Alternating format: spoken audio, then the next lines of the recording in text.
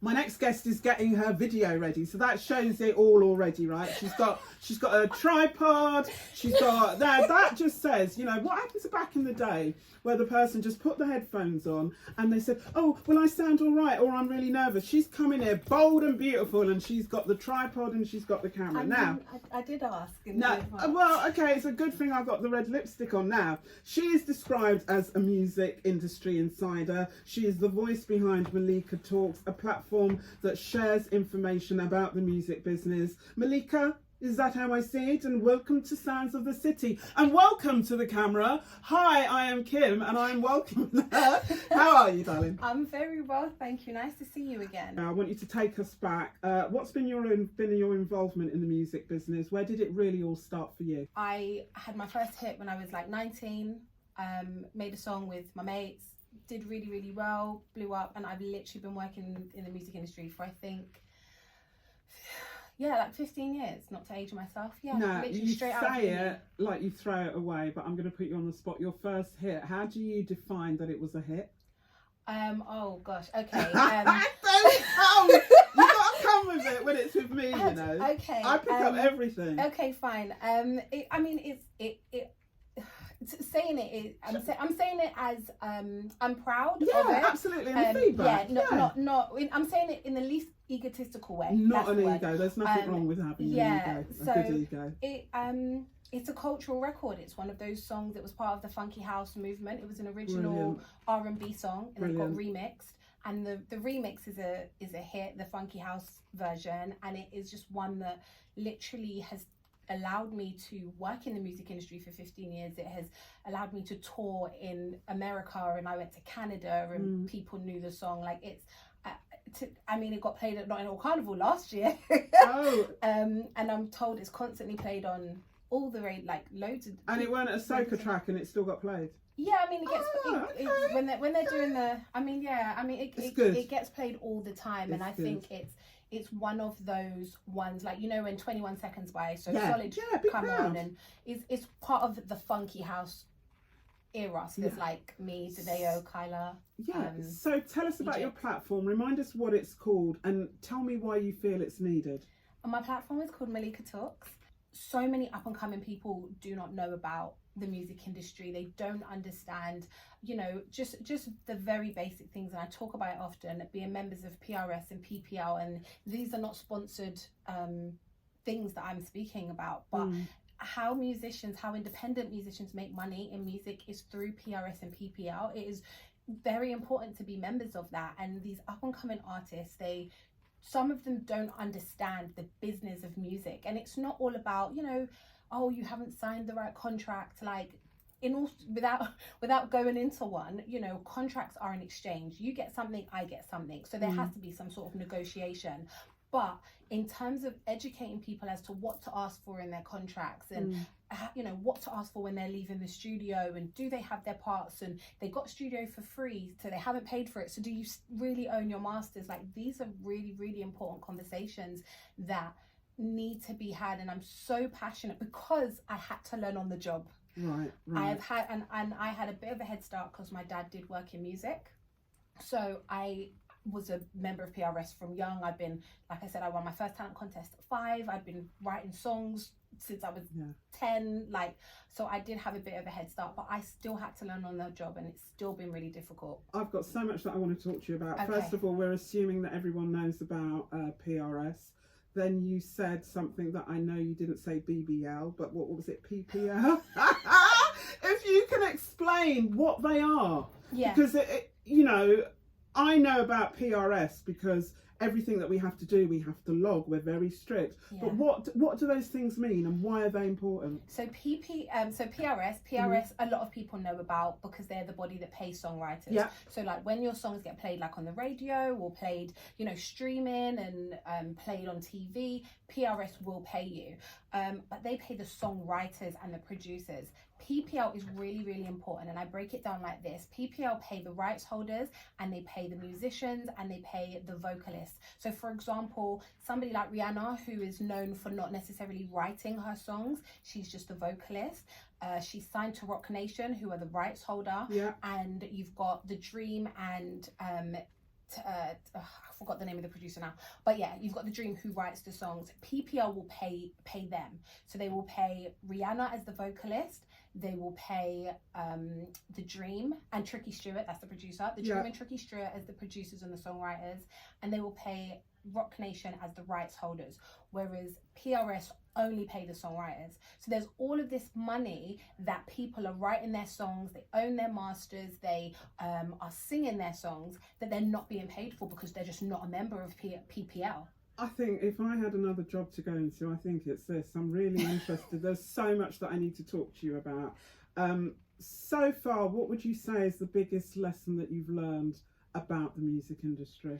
Oof. Biggest lesson, I would say register your recordings. Like, absolutely, music industry is tough universally for Black and brown girls, and then there seems to be a ceiling, or there's an invisible ceiling for like R&B and soul music. So it's really, really important for Black and brown people, especially women, because I feel like a lot of the boys, a lot of the rappers get a lot of they get a lot more airtime and a lot more space and a lot more opportunities than maybe some of the R&B and the soul men and women. Misogynism, sexual harassment. We're not going to go into details or name names because we want to keep our jobs and you want to keep Malika Talks. Just some of the things that you kind of learn now, particularly about women, obviously. Women are speaking up. Why are they speaking up? Is there more of a forum now, or does it take one person? I know Annie Mac, I think there was a conference or something just recently. Yeah. Is it that it just takes one person and then all of a sudden it's like loads of women actually think, you know what, I've experienced that too? I think that as a culture, as a general society, culture has shifted and has changed a lot from even where it was when I first started making music. So I think that people are speaking up, but there seems to be an environment where it's safe to speak up. And, you know, like you just said, you know, we're not going to name names, we want to keep our jobs. Like, that shouldn't even have to be a caveat, and it still is, even in a time where you can speak out. What would you say for you is the state of the London music scene at the moment? Healthy? I think it is. It's really, really popping. You know, we've got like, I mean, a lot of the rappers, I feel like they've really been the leaders in British music for a long time. Obviously we have like the one-offs that have done quite well and maybe gone over to America, but for the most part, but I think that like the R&B scene is really healthy and is making a lot of movements. I know that Ace has been very, very instrumental behind like connecting America and the UK in that space. What else? Yeah, you've got a lot of the young girls, you've got a lot of like the soul boys, like there's a lot going on. You've got the girl groups coming through. There are so many girl groups coming through. I've got so many other questions. I'm going to try and squeeze it in. If not, I might just hold you. I don't normally do that, but there's quite a bit that I want to talk to you about in terms of the music business. I've just had the okay from my I was going to call him my editor, but I'm gonna rise you now, and I'm gonna call you editor. I'm gonna play a track. Absolutely love it. He goes by the name of El Mean. I don't think he does many interviews, but just listen to this. But what do you think of El Mean? Oh, he's amazing. Yeah, beautiful, and that is one of my favourite songs by him. And your name is Malika Talks. You have a platform. You have been giving me, you're a music insider maybe, and you've been giving me some gems, so much gems about the music business. So we're going to find out more about the music industry. I particularly want to get your thoughts on the Brit nominations. Yeah. I particularly want to get your thoughts on the Grammys that are coming up and the best R&B performance. Noms were last week, Wednesday, for the Brits. Yeah.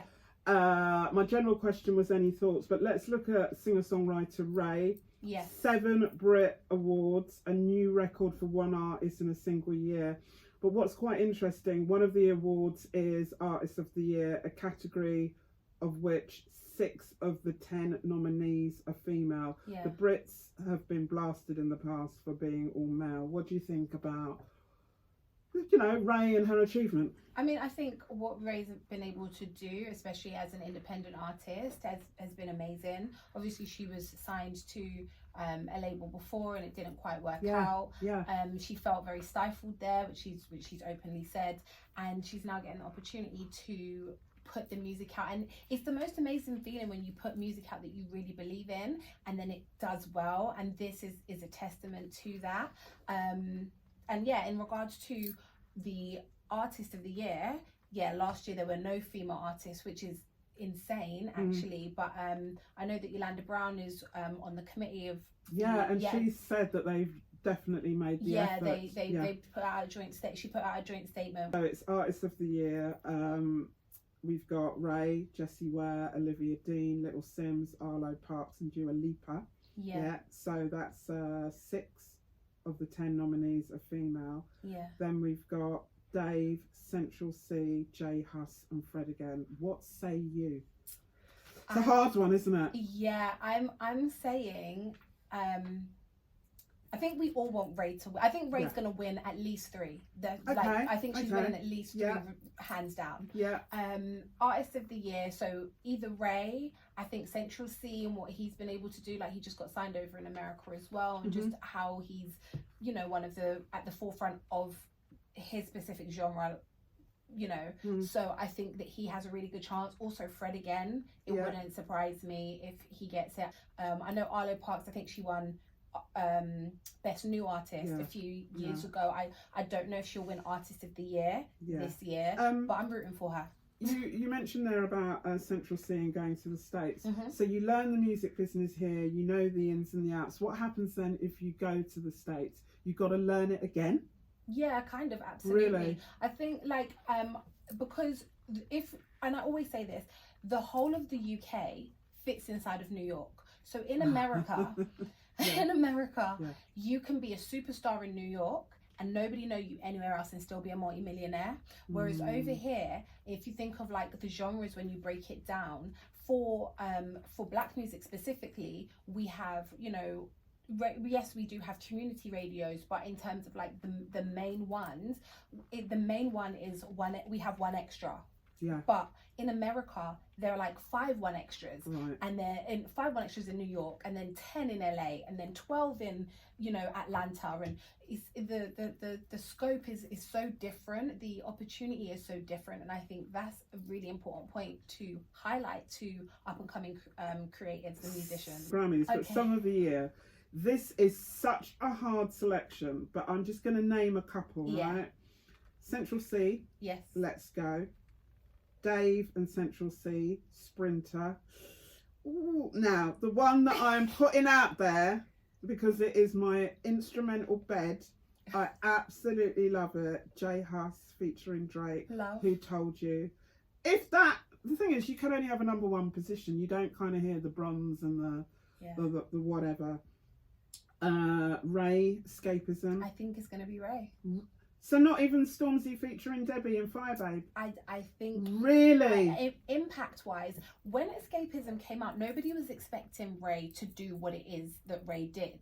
Like, nobody was like, when I say nobody, I mean, like, the industry. Like, nobody was expecting her to really make the stamp. Even though she's very successful as a songwriter and a singer previously. She's had a lot of hits.